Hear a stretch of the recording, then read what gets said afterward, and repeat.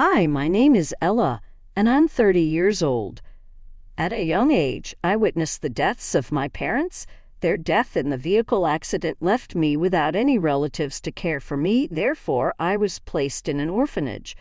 Prior to my adoption, I remained there for around 5 years. My life took a turn for the better after I learned that my adopted parents were billionaires. They chose to keep my adoption a secret because they didn't want it to be a major scandal. When they accomplish nice deeds, they would rather not draw attention to themselves. My adoptive parents decided to take a business trip throughout Europe after I was all grown up and on my own. My now ex-husband, Larry, and I met around that time. We had an instant connection when we met in university. Larry became more appealing to me after we had a few discussions. He was an upbeat, kind guy who put me at ease. Our casual dates quickly blossomed into something more substantial. We seemed to have found the ideal partner, but there was one hitch. Larry's family despised me. Larry and I didn't meet until after we both graduated from college. Before he introduced me to his parents, he made sure we both had secure employment. I did my best to make a good impression because Larry had warned me that his family might be judgmental about the individuals their children dated. Meeting them for the first time made me really anxious. By that point, Larry and I had been in a committed relationship for close to 6 years. His parents may have some issues with this because they didn't know me when I was just his girlfriend. The day before our meeting with Larry's parents is something I'll never forget. "They're going to despise me, Larry," I muttered under my breath, suffering from anxiety. A promise from Larry was that they wouldn't. He told me, "Don't you think they'll be shocked to find out we're engaged?" "Excuse me?" I inquired. "Well, yeah, but I don't think it will be that big of a deal," responded the man. "Are you fooling me? You were concerned about introducing me to them due to your knowledge of their critical nature. Now you believe that informing them that I am your fiancé will not exacerbate the situation." With some skepticism, I inquired, "I mean, come on, does it even matter if they do pass judgment?" "I don't think it matters to you, but maybe it does to me. In their presence, you appear to be extremely cautious at all times," Larry remarked. "I promise it won't change anything for me, Ella," said the man. "Sure, whatever you think. Perhaps we shouldn't announce our engagement too soon, though. I proposed waiting a month or two. If that makes you feel better, I'm okay with it," he added. "Either way is fine with me. For the time being, let's not tell anyone, just in case." Aspired for their approval, I declared, "You shouldn't be concerned." While firmly grasping my hand, he assured me, "I will always be by your side." I responded, "Thanks, Larry." I was terrified that his parents would reject me whenever I proposed that he tell them about me. Then I began to grasp the rationale behind it. Larry grew up in a rich household that enjoyed the finer things in life. For the same reason, they expected their children to date similarly wealthy people or those with even more money. Their expectations were too high for me to meet. I had kept my past from Larry at the time since I didn't consider it important. I figured it was best not to bring up my father's identity after I understood why he was scared to introduce me. I hoped they would appreciate me for my character and not my wealth. Little did I know that they would reject me if I tried to be myself around them. We went to a nice restaurant to meet Larry's parents. Upon entering, Larry firmly grasped my hand. To keep things under wraps, I sported my engagement band as a necklace rather than a finger jewel. It was important to me that no one should know that I was carrying the ring. We were seated at a table where Larry's parents appeared visibly distressed, since they were extremely punctual, and we were 5 minutes late. Larry had forewarned me about this. It seemed like we were in for a rough start from the get-go. His parents glanced at me briefly before frowning in what seemed like contempt. While they were chatting with Larry, they paid me no mind. Sitting there, I felt very insignificant and unnoticed. I felt compelled to flee as their indifference intensified. I remained silent until Larry made an effort to draw me out. "You can't treat me like way, Mom and Dad." As an icebreaker, Larry introduced Ella as his great girlfriend. "Hello there, it's a delight to meet you both," I remarked courteously.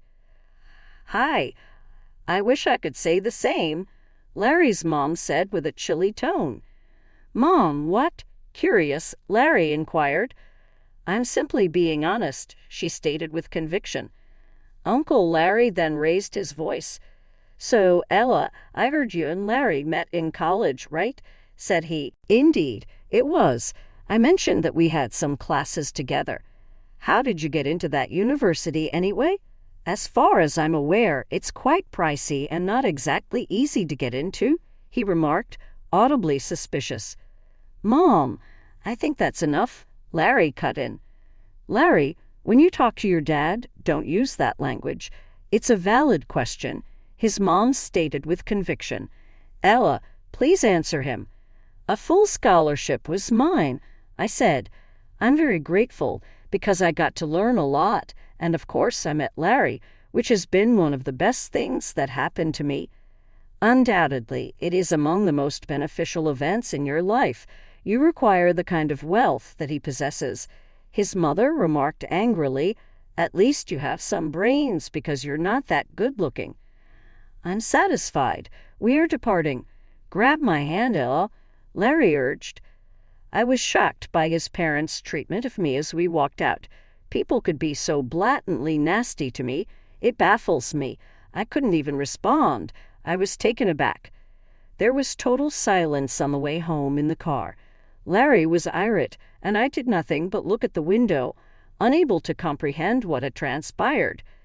Larry was careful to check in with me when we returned home to see if I was all right, but I was at a loss for words. I had put forth the effort to sit correctly and dress appropriately. In an effort to put a good impression, I didn't order anything fancy. However, Amy and Adam seemed to have formed an opinion about me before I even spoke a word. After that, Larry stopped communicating with his parents. They sent him a text message accusing us of being rude for leaving the table during lunch. A month later, Larry finally responded by informing them of our engagement. Despite their displeasure, Larry threatened to cut off communication with them if they spoke ill of me. On the condition that they had final say, they promised to foot the bill for our nuptials. Obviously, Larry and I were not fond of that concept, so we decided to elope instead. Even though they were in Europe, my parents were aware of our choice. They were overjoyed to hear my good news and even sent a gift for Larry and me. Even though Larry was taken aback by the extremely costly artwork they provided us, I calmly explained that they could afford it. Therefore, it wasn't a major concern. At a party that Amy and Adam gave after our wedding, we ran into each other again. At their anniversary party, they extended an invitation to us. Although I was aware that they disliked me, I must admit that I was glad they welcomed me nevertheless. Unfortunately, no one paid any attention to me until we arrived. Just picture yourself ignored by 40 people if you think being ignored by 3 is horrible. There was no comparison. No one spoke to me all night long. Even though I remained near Larry, they would give me the silent treatment, walk away, or carry on chatting with Larry as if I hadn't said a word if I attempted to strike up a discussion with them. The night came to a close with me in tears. The way everyone treated me made me feel ashamed and repulsed. The partygoers requested speeches from Amy and Adam as the celebration drew to a close. I remained to listen despite my exhaustion and want to depart. Almost everyone in the room was thanked for being a part of their lives as they started their speech. That was the opening salvo, and they continued to hit me with more throughout the speech. At a certain point, I lost it because the guests were laughing along with them. I got up and walked out of the room arranged for a ride home. Until Larry returned, I sobbed the entire way home. He appeared distressed and furious as he entered. "Why did you leave in such a manner? Do you have any idea how humiliating that was for me?" he asked. "Oh, really? How? Could you please clarify what you mean?" Perplexed, I inquired. "Ella, stop acting foolish. A number of the guests felt sorry for me since I was with you. But my parents scolded me. He added angrily, "Are you fooling me? What about the humiliation I felt?" My response was tinged with pain. "You could have tolerated that for a single night, Ella? I mean, come on, it was my parents' anniversary," he expounded. "Nobody paid any attention to me, and even your parents made fun of me throughout their speech. How can you think I can handle that?" I declared.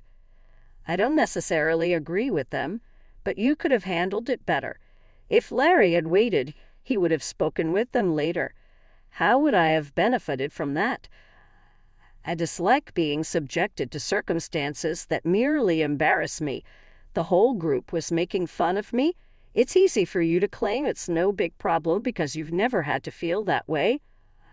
I added, "My parents are counting on you to apologize, and I would like one as well," he stated with conviction. "I'm not doing that unless they apologize to me first," I informed them. "It is unclear to me why an apology is necessary. I've always been your champion.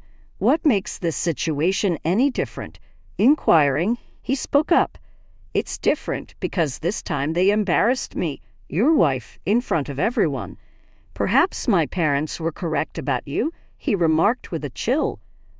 "Perhaps your parents were also correct about me," I said. After that, Larry retired to the guest room for the night. I failed to grasp the rationale behind his abrupt transformation. Even when his parents shouted horrible things, Larry was the one who defended me. He clearly didn't care that I walked out. It would have told him how hurt I was. Larry avoided me for the following 7 days. Not only that, but his folks texted me terrible things, accusing me of being ungrateful and embarrassing. Larry repeatedly ignored my attempts to communicate with him. In spite of how embarrassing it was, I ultimately chose to apologize to him and his parents. I was prepared to do it because my love for Larry prevented me from wanting this to be our final goodbye.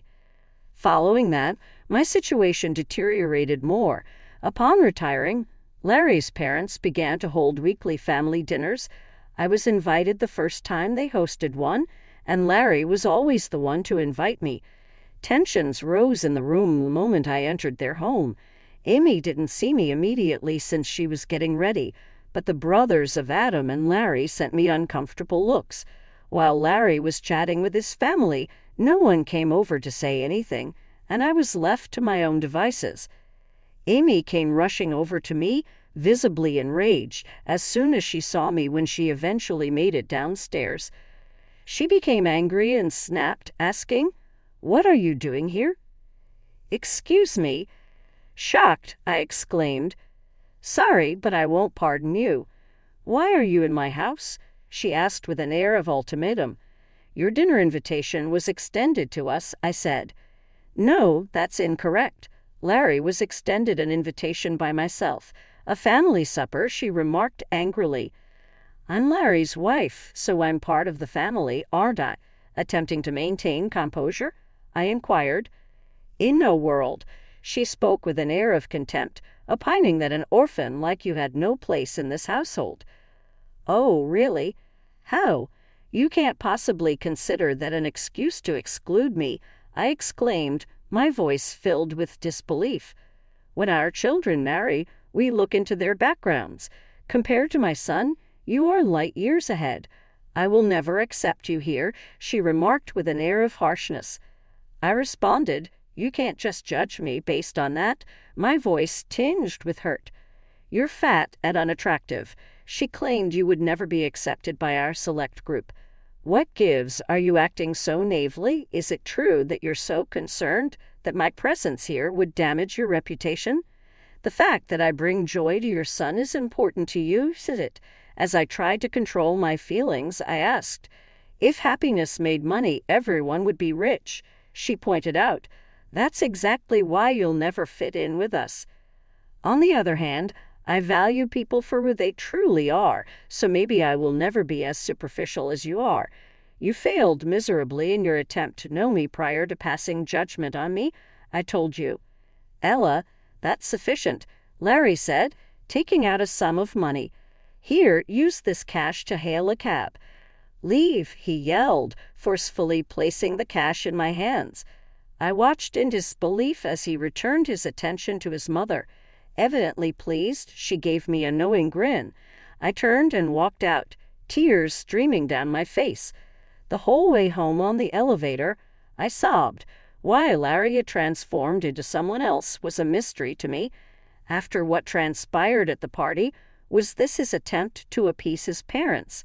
For some reason, I was very wounded and furious. Instead of protecting me like he usually has, Larry was fine with his parents taking advantage of my history. What had gone wrong between us? I wanted to yell and scream at him, but I restrained myself because I knew it would make matters worse and confirm their accusations against me. So I went away perplexed. I felt quite justified in saying what I did, even though I was aware that it was forceful. I maintained my composure because I was only defending myself. Just as soon as Larry returned home, he resumed his policy of ignoring me. My spirit was crushed, and I was completely isolated. I couldn't bring myself to apologize again, even though I knew he was expecting it. Just like before, Amy had utterly humiliated me, and Larry was fuming with rage because of it. He seemed like the one who should have apologized. Larry and I were silent for the subsequent 3 weeks. I had a hard time adjusting to the quiet at first, but eventually I did. Larry continued to go out to dine with his family every week while I remained at home. To be honest, I was perfectly content to be alone. On one of those evenings, my parents video called me. "Hey, honey," my dad said, his face lighting up as he spoke. "Hello, darling. Are you okay?" Mom asked with a touch of concern in her voice. "Hi, Dad." "Hi, Mom." I hesitated, then admitted, "Things aren't exactly great." "Why? What's the matter, sweetie?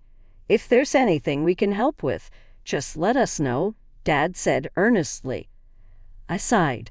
"I don't think it's something you guys can help with, but thank you." "Is Larry helping out at all?" Mom asked, a hint of skepticism in her tone. "That's the thing. He's actually part of the problem," I admitted, feeling my frustration resurface. "Oh, honey, what's going on?" Mom's voice softened. "Well, his family, they're wealthy and very elite," I explained. Dad grimaced slightly. "I can't stand people like that." "I get it. In their eyes, I'm just a poor girl who doesn't belong in their world. Every time I'm around them, they try to make me feel small," I confessed. "Oh, really? That's awful." Mom gasped. "Yeah, last time I was at their house, Larry's mom called me an orphan, like it was some kind of insult," I said, the hurt still fresh. "That woman, the audacity to call my daughter an orphan.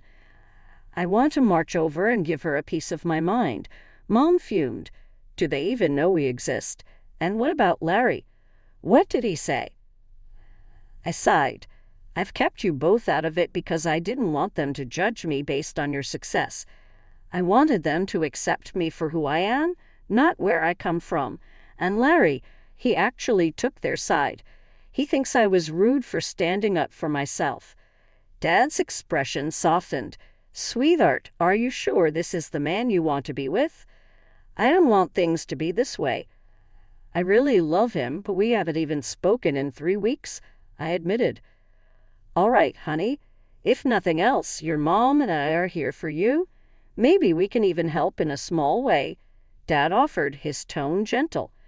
Mom's face lit up mischievously. "I think we could help you get a little sweet revenge, too." "What?" I blinked, taken aback. "What do you mean?" "Next week, your dad and I are coming to visit," Mom said.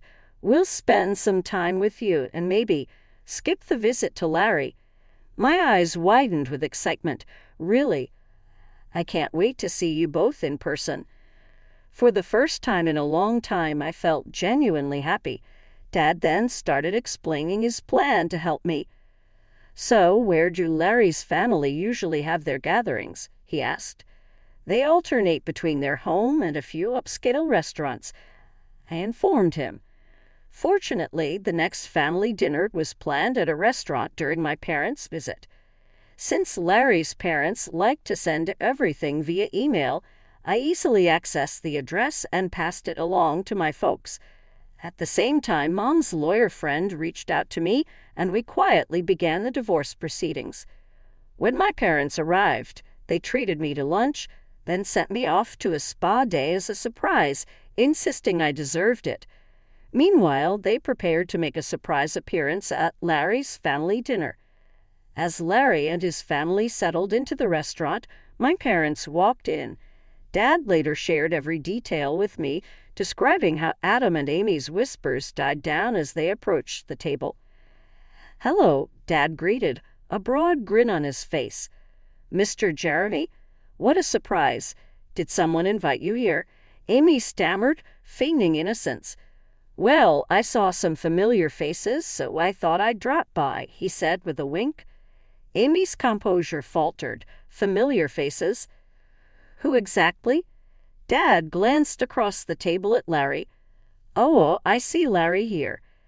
Larry, visibly uncomfortable, offered a polite smile. "Hello, sir. It's nice to meet you. Ella has spoken highly of you." "Speaking of my daughter, where is she?" Dad's eyebrow arched with a subtle hint of challenge. Amy forced a smile. "Your daughter? Well, she isn't here. But she should be, don't you think?" Adam stammered. "We didn't know your daughter existed, Mr. Jeremy." Dad's tone grew more assertive. "I do have a daughter. She's married to Larry." Amy looked bewildered. "What are you saying? Larry's wife, Ella, is your daughter?" "Yes," Dad replied firmly. "And for the record, she's not an orphan. We adopted her." "Excuse me, your dad?" His voice trembling, Adam questioned. "Indeed, I am. Plus, Ella isn't here tonight as far as I can tell. I can see why she was so down about the in-laws. I've heard about their troubles. The issue is obviously with you," my dad stated with conviction. "No, the problem is that she kept this huge secret from us." Amy was ecstatic. "If we had known, we would have treated her better." "She didn't want you to be nice to her just because of her background," said my father. "Oh, well," Amy muttered under her breath, her anxiety plainly visible. "Ella asked me to give something to Larry," my dad explained as he pulled out an envelope. Larry, trembling, opened it after receiving it from him. Divorce papers were it. Without saying a word after that, my dad stormed out of the restaurant. Things began to change after just a few phone conversations. Investors started fleeing Adam's company as soon as word got out through my dad's influential ties. A catastrophe was imminent for his company. As they stared down on me, it was weirdly satisfying to see their world fall apart. Then Larry's relatives began texting me in droves. Some of them were very insulting, calling me names and other derogatory terms. Everyone else was pleading with me to confront my dad and make him regret his actions, but by then it was too late. The fact that Larry kept quiet regarding the divorce is a blessing. The paperwork was signed by him without any problem. That was it. My family and I went on an extended vacation once everything calmed down. It served my purpose perfectly. Lounging around and enjoying my folks' company was the most enjoyable experience of my life. After everything that transpired, I started to get better one day. Even though it was heartbreaking, I learned from my loss of the person I believed to be my soulmate that I needed to fight for what I believed in, no matter how difficult it was. For all that they'd done, my parents have my eternal gratitude. I am filled with anticipation for the future because they taught me the meaning of true love and support.